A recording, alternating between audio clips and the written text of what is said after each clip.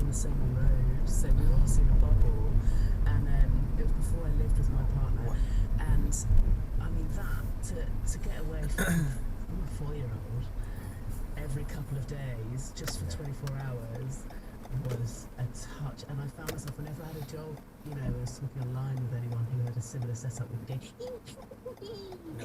we'd just be like, you know, that we were still with our partners, and we got like tiny little breaks. I'm sorry to brag, but it's amazing in terms of like sleep and I don't know, you know what it's like when you not work late, whatever. Like, it's just so nice. I was thinking this about a friend who's split up. You're less liable to think, I should sort this sleep issue, because you think, well, in 2 days they won't be here anyway. It's only like 2/3 of my week I'm having to deal with this. So if they're sleeping in my bed, that's fine.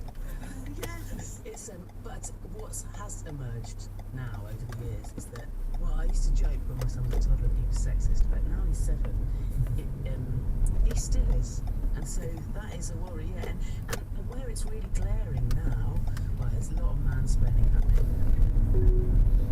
But generally, he will go to bed really nicely at his dad's. He will tidy up.